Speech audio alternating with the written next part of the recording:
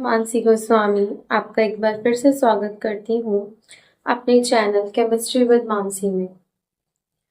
मैंने previous lecture में आपको क्लास 11 का डिटेल सिलेबस बताया था, फिजिकल, ऑर्गेनिक और इनऑर्गेनिक का। इस वीडियो में मैं आपको क्लास 11 का फर्स्ट चैप्टर एक्सप्लेन करने वाली हूँ, जो है some basic concepts of chemistry. जैसे कि चैप्टर के नाम से ही पता चल रहा है, बेसिक।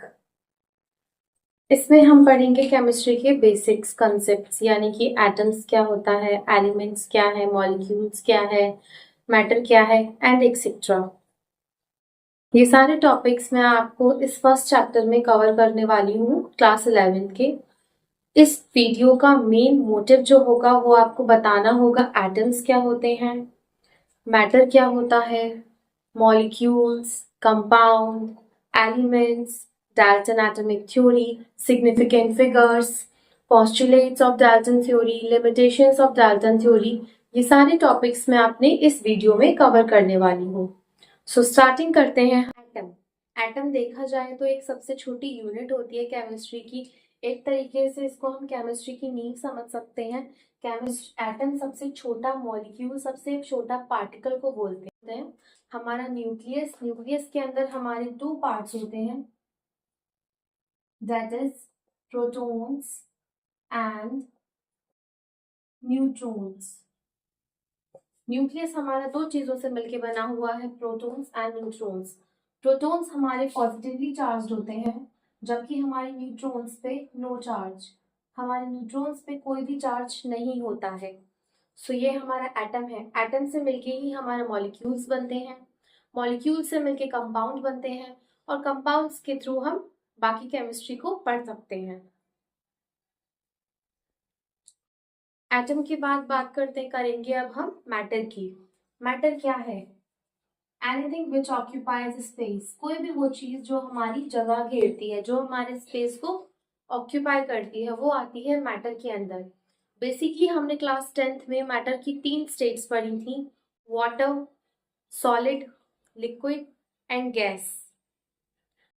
मैटर हमारा डिवाइडेड है 2 पार्ट्स में, that is pure substances and mixtures. Pure substance के हमारे एलिमेंट्स और कंपाउंड्स आते हैं, मिक्सचर्स के अंदर होमोजीनियस और हेटेरोजीनियस मिक्सचर्स आते हैं। एलिमेंट्स क्या होता है? एलिमेंट्स जैसे हम पढ़ते हैं कार्बन, हाइड्रोजन, हीलियम, नियोन, जो कि एटम से मिलके बने हुए होते हैं, वो सब एलिमेंट्स के अंदर आएंगे, that is hydrogen for example. Similarly nitrogen, oxygen, ये सब क्या है? ये हमारे एलिमेंट्स हैं। अब हम कंपाउंड्स को जानते हैं। कंपाउंड्स क्या है? कंपाउंड्स 2 या 2 से ज्यादा एटम से मिलके बने हुए एक चीज को बोलते हैं कंपाउंड। जैसे कि हाइड्रोजन, हाइड्रोजन गैस H2, इसके अंदर 2 मॉलिक्यूल्स हैं, किसके? हाइड्रोजन के, तो ये एक कंपाउंड है। ये है मोनो कंपाउंड। मोनोन्यूक्लियर होते हैं, मोनोन्यूक्लियर एंड डाइन्यूक्लियर। डाई और पॉली भी बोलते हैं इन्हें। मोनोन्यूक्लियर के अंदर हमारा सिंगल एटम प्रेजेंट होता है, लेकिन उसी का ही डबल पार्ट होता है, या वो 3 होते हैं। लेकिन हमारा डाई न्यूक्लियर में क्या होता है? एक हाइड्रोजन है तो साथ में ऑक्सीजन जरूर होगा। डाई का मतलब 2 होता है, जैसे कि हाइड्रोजन के साथ ऑक्सीजन होगा, नाइट्रोजन के साथ ऑक्सीजन होगा, कैल्शियम के साथ ऑक्सीजन होगा, CaO, लाइक दिस। ये सारे हमारे कंपाउंड्स होते हैं। अब बात करते हैं मिक्सचर्स की।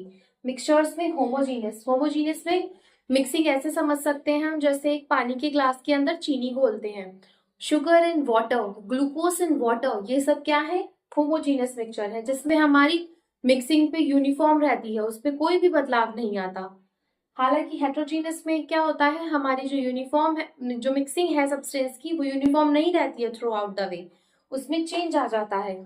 जैसे कि sand in sugar, water in sand, sand in water, ये सारे पार्ट एग्जाम्पल्स हैं हमारे हेट्रोजीनियस मिक्सचर के। जिसमें यूनिफॉर्म नहीं रहती है मिक्सिंग, वो हेट्रोजीनियस, जिसमें यूनिफॉर्म रहती है वो homogeneous. That's all about the matter. Dalton's atomic theory, जो कि किसने दी थी? जॉन डाल्टन ने। कब दी थी? 1808 में।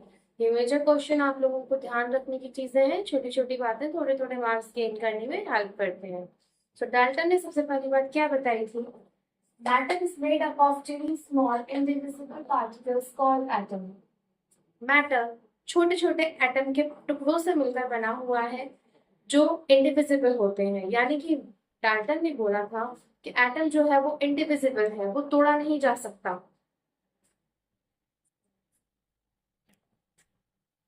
सेकेंड पॉइंट में डाल्टन ने बोला था atoms of same elements have same size, shape, structure, mass etcetera, यानी कि एटम्स जो होते हैं उन वो सेम एलिमेंट्स के उनकी सेम साइज होंगे, सेम स्ट्रक्चर होंगे और सेम शेप होगी, वो डिफरेंट नहीं हो सकते।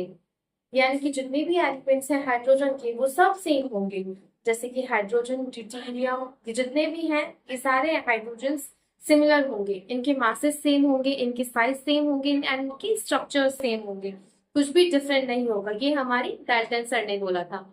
थर्ड पॉइंट क्या बोला था इन्होंने, atoms can not be created not be destroyed, atom ना ही बनाए जा सकते हैं ना ही बिगाड़े जा सकते हैं, वो सिर्फ रीअरेंज होते हैं, यानी कि एक रिएक्शन से उठ के दूसरी फॉर्म में कन्वर्ट हो जाते हैं।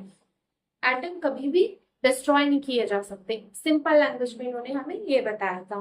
लास्ट पॉइंट में इन्होंने बताया था atoms of different elements combine with each other in whole number, यानी कि एटम्स जो होते हैं डिफरेंट डिफरेंट एलिमेंट्स के वो आपस में कंबाइन होते हैं, किस तरीके से, होल नंबर के कंपैरिजन में।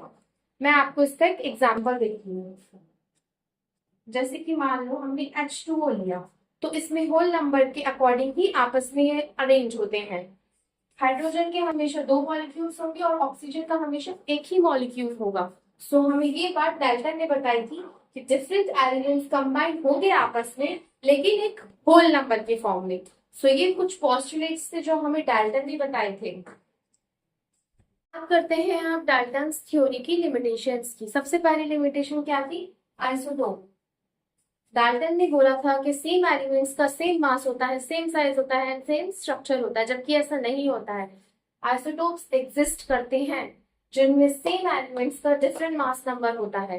डाल्टन की थ्योरी इस बात पे रॉन्ग प्रूफ हुई। सेकेंड, उन्होंने बोला था एटम इज इनडिविजिबल पार्टिकल, जबकि एटम को हम डिवाइड कर सकते हैं प्रोटॉन्स में, न्यूट्रॉन्स में एंड इलेक्ट्रॉन्स में। सो ये पॉइंट भी हमारे डाल्टन सर का रॉन्ग प्रूफ हुआ था। Third point, cause of chemical combination can not be explain. Chemical combination यानी कि कैसे कैसे कंपाउंड्स बनते हैं ये हमारे डाल्टन सर एक्सप्लेन नहीं कर पाए थे, ना ही वो गैलुसैक लॉ भी एक्सप्लेन कर पाए थे। तो ये सारी कुछ लिमिटेशंस हैं डाल्टन एटॉमिक थ्योरी की, आप लोग देख सकते हैं। एटॉमिक मास, एटॉमिक मास क्या होता है, एटॉमिक मास होता है किसी भी एलिमेंट का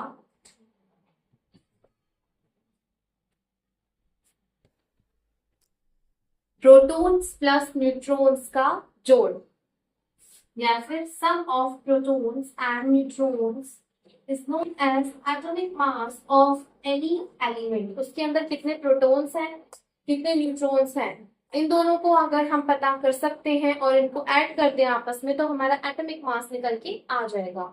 अब इसी से हम पता करते हैं एटॉमिक मास ऑफ एलिमेंट कैसे निकालेंगे।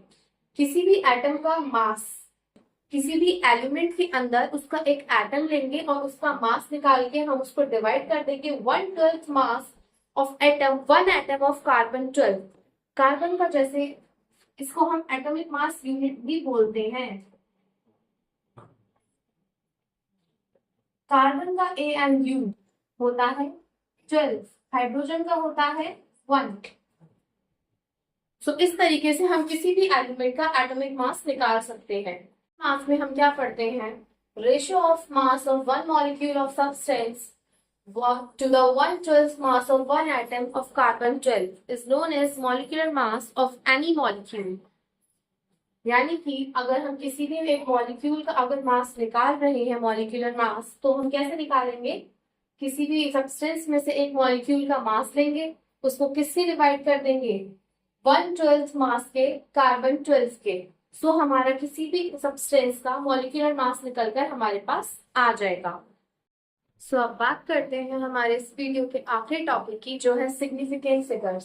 सिग्निफिकेंट फिगर्स का मतलब क्या होता है, आइए समझते हैं। All digits are significant figure except 0 at starting, यानी कि अगर जो हमारी स्टार्टिंग में अगर 0 आ जाता है वो हमारी as an significant figure count नहीं होता है। इस पूरी वैल्यू के अंदर हमारी कितनी सिग्निफिकेंट फिगर्स हैं? 2 सिग्निफिकेंट फिगर्स है, यानी कि हमें स्टार्टिंग वाली 0 काउंट नहीं करनी है। सेकेंड रूल क्या है? 0 between 2 non zero digits are significant. अगर कोई भी 2 नॉन जीरो डिजिट्स के बीच में अगर हमारी जीरोस आती हैं तो वो हमारी as an significant figures count की जाएंगी। जैसे कि 1 2 3 4, तो इसमें हम इनको काउंट करेंगे एज एन सिग्निफिकेंट फिगर। हम trailing 0 are significant figures. Trailing 0 यानी कि अगर हमारे डेसिमल पॉइंट के नॉन जीरो डिजिट के बाद कोई 0 आता है तो वो as an significant figure count होगा। तो इस वैल्यू के अंदर कितनी टोटल सिग्निफिकेंट फिगर्स है? 3 सिग्निफिकेंट फिगर्स हैं। सो ये कुछ रूल्स हैं हमारे सिग्निफिकेंट फिगर्स के। उम्मीद करती हूँ आप लोगों को हमारी वीडियो सिग्निफिकेंट। एग्जाम्पल, अगर लीडिंग जीरोस है यानी कि डेसिमल पॉइंट के लेफ्ट राइट हैंड साइड अगर जीरोस हैं तो वो सिग्निफिकेंट फिगर में काउंट नहीं होगी। सो इसके अंदर कितनी सिग्निफिकेंट फिगर होंगी? 3 सिग्निफिकेंट फिगर्स। नेक्स्ट वीडियो में लेके आऊंगी आप लोगों के लिए लॉज ऑफ केमिकल कॉम्बिनेशन के ऊपर। तब तक के लिए आप लोग बने रहिए, लाइक सब्सक्राइब और कमेंट करते रहिए। Thank you.